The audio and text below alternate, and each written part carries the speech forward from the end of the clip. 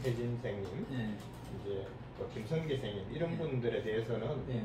이제 국악을 연구하는 분들 아니고는 예. 잘 모르니까 예. 이분들 중에 한두 분 좀 소개 좀 해주시죠. 예. 최현배 선생은 다 잘 아는 분이니까 예. 잘 아는 분이니까 잘 좀 덜 조명된 그런 부분 중심으로 이제 있었고 그 정인성 선생부터는 주시경 선생의 가르침을 직접 받지는 않았죠. 그러니까 정인성 선생을 이야기하려면 그 정인성 선생과 주시경 선생의 관계를 이야기하려면 김윤경 선생이 나와야 되는데 김윤경 선생은 주시경 선생이 직접 가르침을 받은 분이에요. 그런데 주시경 선생이 가르침을 받은 바운데 그 말하자면 그 뭐랄까 학통이랄까 학맥의 그 줄기가 좀 다른데 어떤 분들은 주시경 선생이 펼친 정식 강습원, 그때 이름이 조선어 강습원, 원 한글 100원 이런 강습원을 직접 했거든요. 말하자면 주시경 선생이 펼친 정식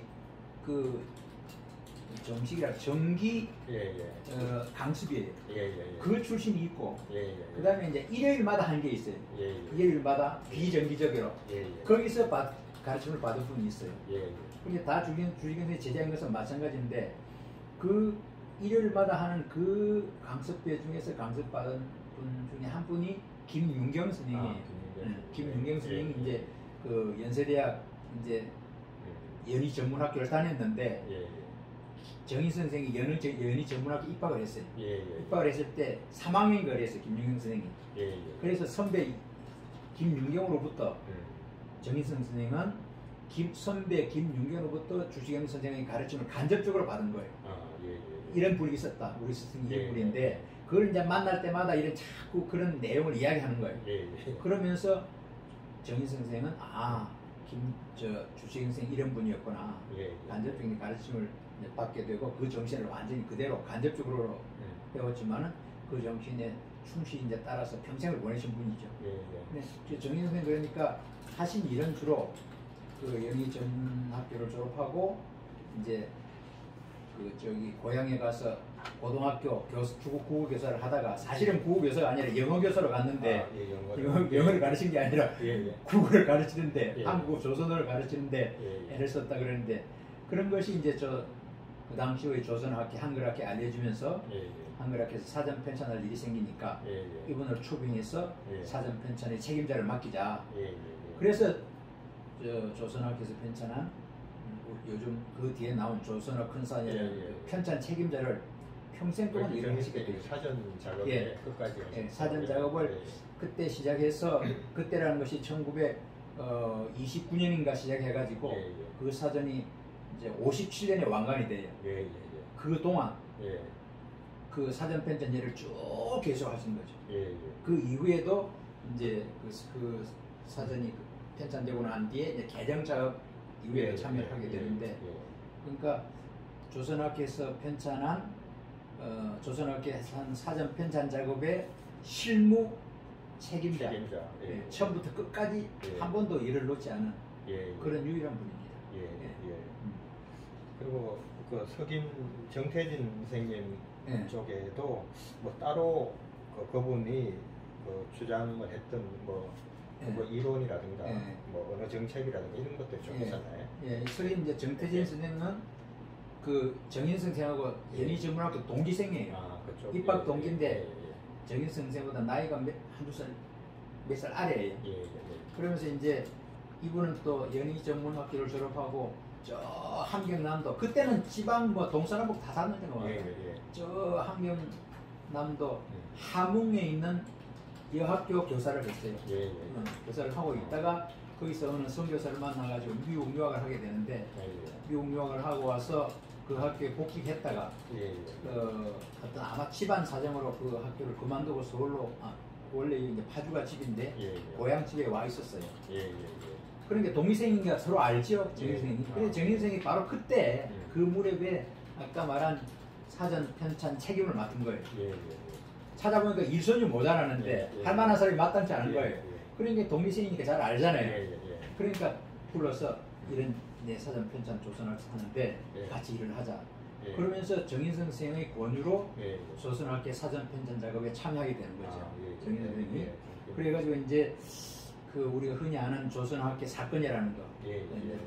조선학교 많은 사람들이 이제 함흥 가서 고초를 겪고 두 번 돌아가시는 그런 순환을 겪는데 그 말하자면 시발점이 석인 정태인생에서 비롯되는 거예요. 그 아까 말한 함흥여고에서 어떤 일이 일어났는데 그때 그 함흥여고 학생들을 움직인 사람이 정태진이다. 이렇게 해서 일본 경찰이 막 수색하고 그런 바람에 조선학교까지 와서 조선학교가 완전 비박산이 났거든요. 모든 사전 원고가 다 압수당하고. 그래서 이제 이분이 거기에 대한 조금 어떤 미안함이 있었던가 봐요. 조선학교에 대해서. 그래서 이제 8.15 광복이 된 후에도 영어를 이제 미국 유학에서 영어를 잘하는 거예요. 8.15 광복에 미군 들어오고 하니까 막 그 정부에 들어와서 일하자고 막 매번 찾아가서 강청을 해도 그거 다 거절하고 끝까지 조선학교 사전 편찬일을 지켰어요. 그러다 6.25 전쟁을 만났죠. 그 전쟁 중에 사전 편찬일을 하다가 어느 교정 작업을 하다가 일단 어떤 일이 마무리된 다음에 먹을 게 없으니까 또 집안에 이제 파주가 집이니까 어떻게 이제 군용 버스를 얻어 타고 파주에 한번 인사하러 고향집에 가는 길에 그 군용 집사가 어떻게 불러버린 거예요. 그 자리에서 죽은 거예요. 그러니까 어떤 그 어찌 보면 참 극적이죠. 그게 큰 사전 책 셋째 건인데 셋째 건 교정을 마무리하고 집에 잠깐 들어가다가 그렇게 돌아가셨는데 우리 이제 거기까지만 그거는 보통 잘 아는데 내가 이번에 이걸 하면서 그분이 썼던 글들을 다 모아 보니까 이분이 이제 하나 숨은 이야기를 소개하면 요즘 우리가 이제 이름을 우리말로 많이 이제 토박이 말로 많이 짓잖아요. 뭐 새소리니 뭐 누리니 이런 이름 많이 짓는데 이 정태인 선생이 1946년인가 쓴 글에 보면 거기서 우리 아이들에게 우리말 이름을 지으자 하는 논설을 썼어요. 논설을 썼는데 저도 이번에 책을 쓰면서 이제 찾아냈거든요. 그 글을. 그 글이 정말로 설득력이 있고 타당해요. 그 우리말로 이름 짓 우리 토박이말로 이름 짓는 구체적인 방법을 다 예시를 했어요. 그러니까 사람들이 한문으로 한자로 이름을 지으면 항열자를 할 수 있는데 우리말로 지으면 항열도 할 수 없다. 항열자도 따를 수 없다. 이런 등등의 말을 하는데 절대 그렇지 않다.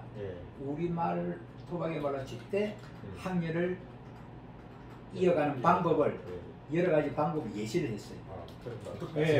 그런 게 지금 봐도 그 방법은 아주 타당해요. 그런 지금 요즘에 이제 우리말 자녀들에게 그 토박이말 이름을 지을 때 그런 방법을 좀 많이 썼으면 좋겠는데 예를 들면 글자 한자를 온통 같게 하는 게 아니라 받침은 니은 받침을 다 같은 이름을 짓는다든지 니은 받침 그 니은 받침 앞에 둘 수도 있고 뒤에 둘 수도 있죠. 그런 방법 아니면 그 글자 하나를 통째로 같이 하는 거 물론 이거는 다 쓰죠. 솔이면 뭐 새솔, 한솔 이렇게 솔자를 같이 하는 방법인데 그 이제 받침 하나를 같게 하는 방법 그럼 이는 이제 뭐 하양 뭐 푸른 하면 이런 방법 아니면 첫 소리 한자가 아니라 히읗이면 히읗으로 시작하는 하양 하면 뭐 또 뭐 있어요? 하 같으면 뭐 화한 하면 화난 할 때 화난 이렇게 그런 구체적인 방법을 제시를 했어요. 그런 게 이제 그때는 단순히 추상적으로 고유와 토박이만 이름 짓자 한 게 아니라 구체적인 방법까지 제시를 했다는 그런 점에서 아주 아주 앞선 생각을 하셨구나. 적어도 뭐 80년, 70년 앞선 생각을 하셨구나 하는 점을 이게 꼭 이야기를 하고 싶습니다.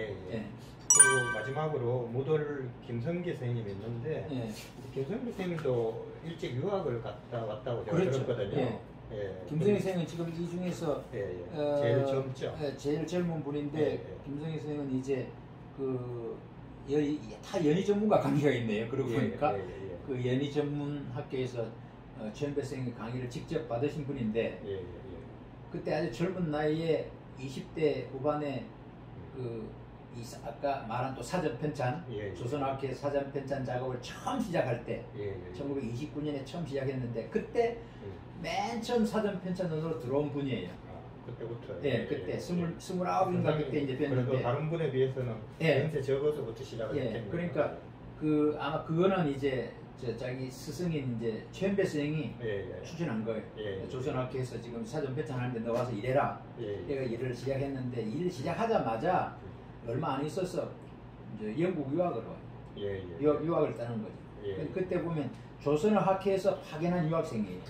개인 자격으로 간 게 아니라 조선학회에서 후속 세대를 이제 양성한다는 그런 취지로 조선학회에서 공식으로 파견한 그런 유학생인데 유학하고 돌아와서 이제 그 여러 가지 일을 하는데 이분도 뭐 조선학 그 한글 전형에 대해서 많은 논설을 쓰시고 강연도 하셨는데 지금 이제 이분이 남긴 가운데 제일 그 아주 말하자면 중요한 것은 그 로마자 표기법. 그러니까 우리 말을 로마자로 어떻게 쓰느냐. 로마자 표기법.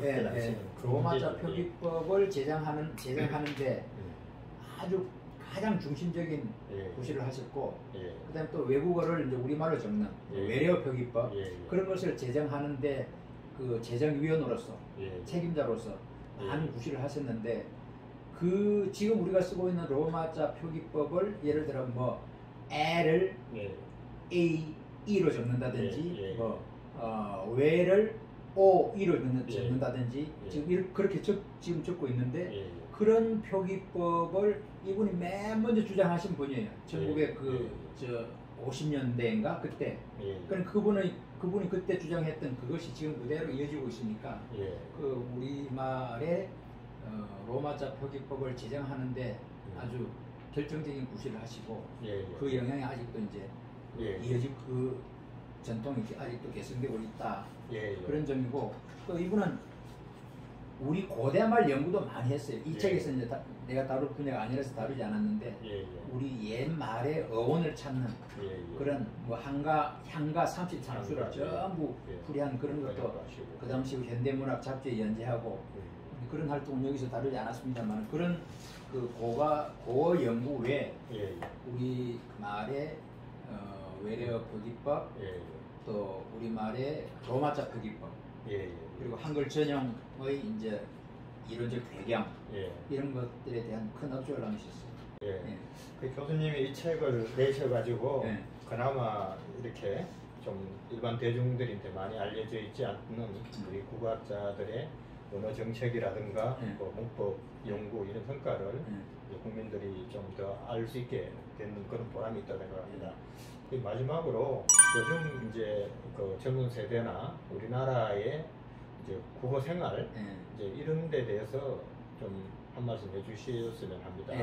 뭐 조금 우려하는 분들이 많은데요. 근데 이제 그걸 그 말씀 드리기 전에 먼저 하나 짚어둬야 될 게 지금 제가 여기서 다른 이제 분이 주시경 선생을 비롯해가지고 그 제자 김두봉, 최현배, 정인승 그리고 이제 또 간접적인 제약이지만 정태진, 김성기 이렇게 이제 그 주시경 선생이 직접 제자, 간접 제자 5분만 다뤘는데 근데 이분들이 주시경의 후계학자 전부가 아니라는 거예요. 그렇죠. 이 책에서 꼭 다뤄야 되는데 빠진 분으로서 그분을 꼭 제기해두고 싶었는데 이규영, 김윤경 그리고 신명균 이런 분들은 요 주시경의 후계학자 중에 꼭 들어야 될 분인데 제가 지금까지 이분들에 대해서 쓴 글이 아직 없기 때문에 요 책에 같이 싣지를 못했습니다. 후배 학자들이 이 부분을 좀 채워주시기를 이제 기대를 하고 있고 지금 우리 언어 생활을 이제 보면 먼저 이 책과 관련해서 말씀드리면 제가 책 제목을 우리 말글에 쏟은 정성과 노력 그러니까 우리 말글이라는 것은 우리 말과 우리 글에 쏟은 정성과 노력인데 지금 오늘날 우리가 쓰고 있는 이 우리말 한국어 우리가 쓰고 있는 우리 글 뭐 여러 개의 맞춤법 이런 모든 것이 저절로 이루어진 게 아니라 우리 앞에 많은 분들의 그 피땀 뭐 피 그렇죠. 땀은 물론이고 그야말로 피까지 피 흘려 노력하고 쌓아온 결과 그 결과로서 지금 오늘날 우리 말과 우리 글을 우리가 누리고 있는 거다. 이 점을 좀 우리 젊은 분들이 우리 후속 세대가 알았으면 좋겠다는 이 책을 쓰면서 제일 크게 바랐던 것은 그거예요. 이 책에는 쓰지 않았지만 오늘날 우리가 누리고 있는 우리 말, 우리 글 그 고마운 것을 좀 알아야 되는데 이 우리말 우리 글은 저절로 된 게 아니라 앞에 우리 많은 선인들의 학자들의 피땀 흘린 노력의 결정물이 오늘 결정물로서 우리가 오늘 언어생을 하고 있는 거다. 이런 점을 잘 좀 깨달았으면 좋겠고, 그렇다면 이제 오늘 우리가 쓰고 있는 우리 말과 우리 글은 우리가 앞에 우리 선배 학자분들의 그 노력의 결과로서 우리가 쓰고 있듯이 지금 이 우리 말과 우리 글은 우리 또 후속 세대가 쓸 거 아니에요. 그러니까 내가 쓰고 내가 한번 뭐 쓰고 버릴 글이 아니라 우리 아들, 딸들, 우리 손자, 손녀들이 쓸 말과 글이니까 이분들의 고마움을 안다면 그 보답하는 길은 뭐냐? 우리 후속 세대들에게 우리 말과 우리 글을 좀 제대로 좀 잘 쓰다가 아주 보배롭게 물려줬으면 좋겠다. 그냥 한 번 쓰고 버릴 것이 아니라 우리 아들, 딸들, 손자, 손녀들이 쓸 말과 글이라는 점을 인식한다면 우리 말과 글에 대한 그 사랑, 소중함, 소중하게 다뤄야 함 이런 것을 이제 그 깨닫고 깨닫는 데서 끝이지 않고 그걸 좀 어떤 면에서든 실천해야 할 것이다. 실천하기를 바라는 거죠. 하여튼 오늘 이렇게 시간 내주셔서 고맙고요. 또 이 책이 나옴으로 인해서 우리말에 쏟은 우리 그 선학분들의 어떤 그 여정이라든가 인생이라든가 이런 걸 또 깊게 알게 됐고, 또 이제 박일영 출판사도 그동안 교수님 잘 아다시피 이제 가능하면은 이제 외래어라든가 이런 걸 좀 덜 쓰고 좀 한글학회가 생각하는, 또 아니면은 초기 이제 우리 조선어학회가 생각하는 그런 쪽에를 개성하려고 나름대로 노력을 했습니다. 그래서 이 책 표지는 그 책 이름에 뭐 박일영에서 나온 책은 이제 대부분 뭐 한자나 영어로 된 책은 별로 없고요. 또 최소한 그런 거라도 우리가 좀 지켜야 된다 이런 생각을 했었고, 또 이제 뭐 이런 학술서적을 내용으로 인해 가지고 이제 학자분들이나 또 일반 대중들이 언어 생활하는데 이제 도움이 되지 않을까 이런 마음으로 출판을 해왔습니다. 마치 오늘이 박일영 출판사 그 창립 33주년인데요. 또 뜻있는 분을 모시고 우리 국어에 대해서 이야기하게 돼서 정말 반가웠습니다. 감사합니다. 오늘이 30주년. 박일영 벌써 33주년을 축하합니다. 앞으로 더 발전하기를 빌겠습니다. 감사합니다.